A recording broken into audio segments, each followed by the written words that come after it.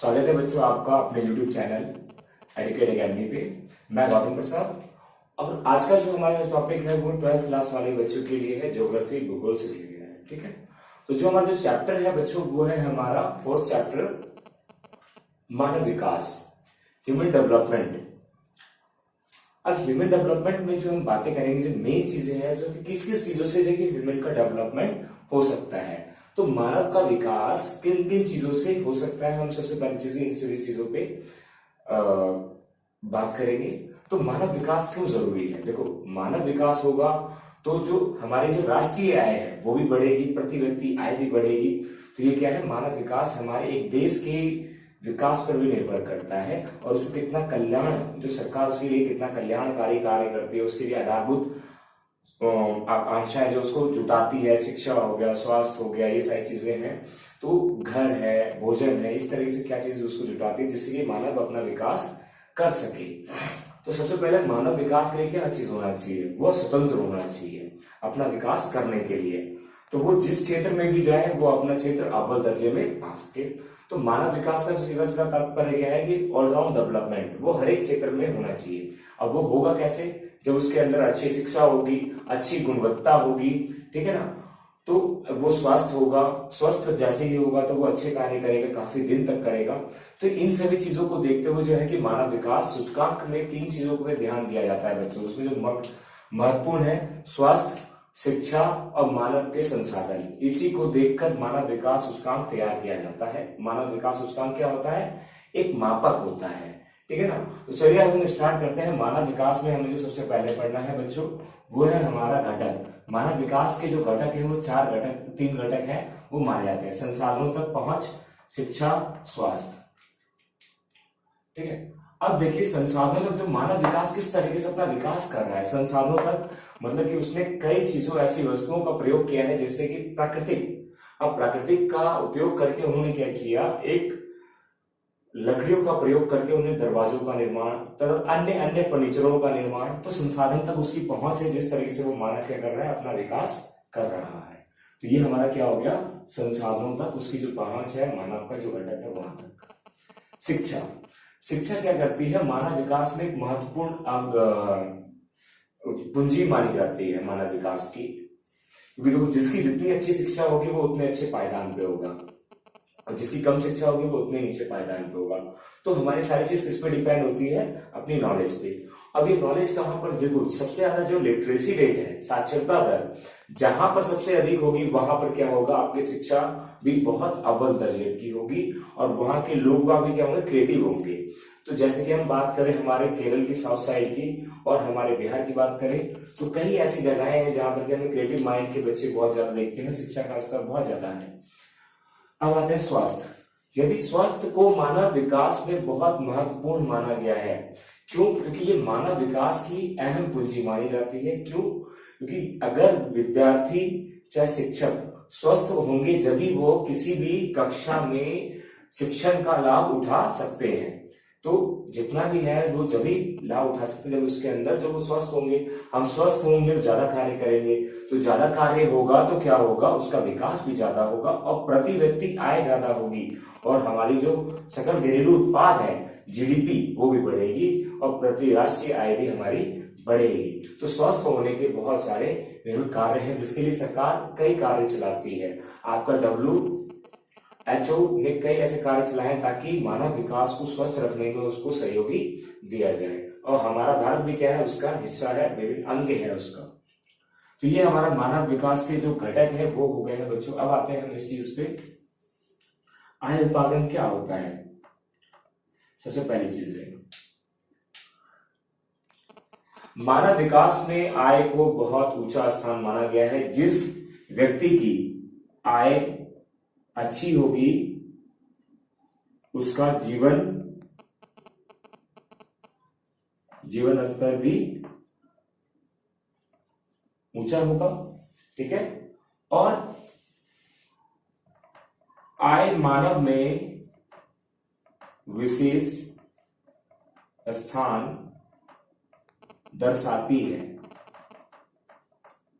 जिस व्यक्ति की आय जितनी अच्छी होगी उस व्यक्ति का घर बार भी उतना अच्छा होगा और वो अपनी तमाम सुविधाओं और संसाधनों को अपने पास ही रखेगा, ठीक है ना। तो आय उपागम ये होती है, क्योंकि आय सब इसमें मानव विकास को आय में रखकर जोड़कर रखा गया है।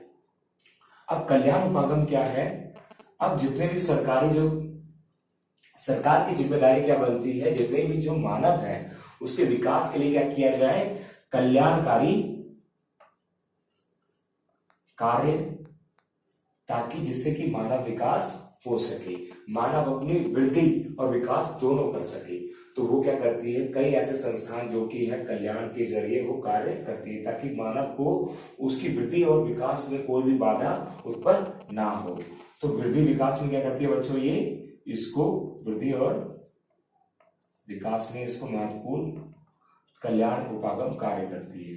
तो आइए, आधार उपागम क्या है? आधारभूत उपागम बच्चों, आधारभूत उपागम जो है मानव विकास की जो सबसे महत्वपूर्ण श्रेणी मानी जाती है। इसमें 6 उपागमों को रखा गया है। 6 उपागम हमारे क्या है?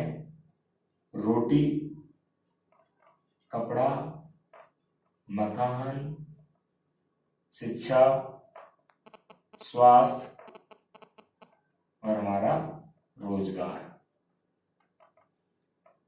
ठीक है बच्चों।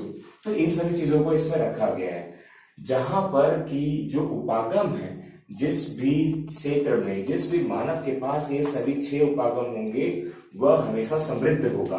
जिसके पास पहनने के लिए कपड़े होंगे, रहने के लिए घर होगा, खाने के लिए रोटी होगी और उसके पास एक अच्छी जॉब होगी, तो उसका विकास एक साधारण मनुष्य से बहुत ही अच्छा होगा और उसका जीवन बहुत ही व्यतीत रहेगा। ऐसा मान लीजिए हमारा एक जो समृद्ध अगर माना जाता है तो उसको हम मुकेश अंबानी के बारे में हम बताते हैं, आपको बिल्कुल ही उसकी सारी चीजें 6 उपागम में उसके पास पूरी मिलेगी, ठीक है ना। तो ये सारी चीजें हैं। तो आइए अब हमारा एक क्षमता का उपागम। तो बच्चों क्षमता का उपागम सीधा संबंध किससे जाता है बच्चों? जो हमारे जो नोबेल पुरस्कार विजेता है, आपसे पूछा जाएगा, एक नंबर में पूछ भी लेते हैं, नोबेल पुरस्कार विजेता जो है कौन रहे हैं? तो अमर्त्य सेन। अमर्त्य सेन ने क्या कहा है, क्षमता के उपागम में जो उसको जो श्रमिकों को जोड़कर देखना चाहिए और जो उसका विकास है, मेन जो चीजें हैं श्रमिकों को देख रेख में उसको क्या करना चाहिए, उसको क्षमता के अनुसार उसको जो समाज में तबके के छोटे लोग हैं, श्रमिक हैं, उसको ऊंचे स्थान विकास के लिए उसको जोड़ना चाहिए, संसाधनों तक उसकी पहुंच होनी चाहिए। तो ये जो अमर्त्य सेन है हमारे, अमर्त्य सेन, ठीक है बेटा, ये हमारे नोबेल पुरस्कार विजेता रहे हैं, ठीक है ना। तो इन्होंने क्या किया है, क्षमता के उपागम होने चाहिए। तो ये बच्चों हमारा उपागम भी हो गया, घटक भी हमने पढ़ लिए। अब हमारा जो बच्चों एक जो टॉपिक है ये है स्तंभ। अब मानव विकास के जो स्तंभ है बच्चों, वो क्या चीजें होती हैं? स्तंभ में जो सबसे पहले हमारा है समता। अब समता क्या होती है? देखिए हमारे यहाँ पर जो ये भारत है, तो मानव विकास जब विकास करेगा जब यहाँ पर समता हो। आपने देखा होगा हमारे घर के आसपास जितने भी जो लोग रहते हैं, विभिन्न विभिन्न धर्म और भाषाओं को बोलने वाले लोग यहाँ पर रहते हैं, लेकिन यहाँ पर जब एक संबंध होगा और एक सबके साथ जुट होकर रहेंगे, समता होगी, सभी जो लोग एकजुट होकर रहेंगे, तो क्या होगी, तभी मानव विकास संभव है, ठीक है। एक क्या है, सतत पोषणीयता। अब सतत पोषणीयता आइए, आपने देखा मानव विकास जब भी सतत संभव है जबकि हम क्या करेंगे, संसाधनों का प्रयोग भविष्य में आने वाली पीढ़ियों को देख कर करते रहें, ताकि हम उतना ही उपयोग करें जितना कि हमें उसकी आवश्यकता है। जरूरत से दुरुपयोग ज्यादा नहीं करना है। दुरुपयोग करने से क्या होगा, जो आने वाली पीढ़ी है वह इस संसाधनों का उपयोग नहीं कर पाएगी। तो मानव विकास की सतत पोषणीय बहुत महत्वपूर्ण मानी जाती है। एक क्या है बच्चों, उत्पादकता।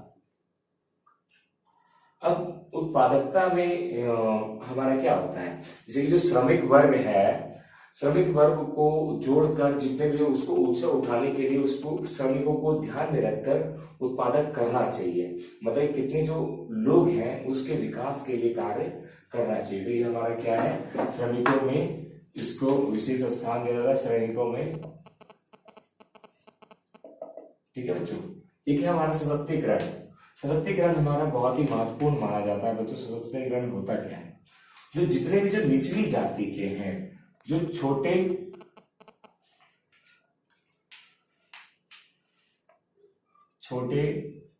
तबके के लोग, ठीक है, को ऊपर उठाना, को ऊपर उठाना, ठीक है। सशक्तिकरण क्या है, जितने भी जो कमजोर वर्ग हैं, कमजोर वर्ग को, ये कमजोर वर्ग भी लिख दीजिए आप, कमजोर वर्ग को सहायता देना, ठीक है, सुविधा देना, ये सारी चीज क्या है, सशक्तिकरण के ही अंदर आता है। तब वो क्या करेगा, जो कमजोर समाज है वो भी क्या करेगा, अपना विकास कर सकता है, ताकि उसको भी मौका मिल सके। अब आते हैं बच्चों, हमारा सशक्तिकरण क्या होता है, ये जो हमने बता दिया आपको। तो मानव विकास हमारे लिए क्यों जरूरी है, मानव विकास हमारे लिए बहुत जरूरी है, क्योंकि हमारे मानव विकास को हम कई स्तंभों में देखकर कार्य करते हैं। तो कई ऐसी चीजें हैं। अब मानव विकास बच्चों सूचकांक होता है, जिसमें कि हम यह पता लगा पाते हैं कि जो मानव विकास है वो किस किस स्तर में है। तो मानव विकास को 4 श्रेणी में बांट दिया जाता है बच्चों, उच्च सूचकांक वाला क्षेत्र और निम्न सूचकांक, मध्य सूचकांक, इस तरीके से बांट दिया गया है बच्चों। इसको कोई पॉइंट दे दिया जाता है जिसके जरिए, और एक मानव विकास में हम यह निकालते हैं कि वहां की शिक्षा व्यवस्था, स्वास्थ्य व्यवस्था और संसाधनों तक पहुंच जो मानव की वो कहाँ तक है। तो इसी के आधार पर हम मानव विकास सूचकांक का पता लगा पाते हैं। ठीक है बच्चों, तो ये जो हमारा क्लास था ये यहाँ पर समाप्त होता है। इसी तरीके से फिर हम दोबारा मिलेंगे आपको नेक्स्ट क्लास में। तब तक के लिए पढ़ते रहिए। धन्यवाद।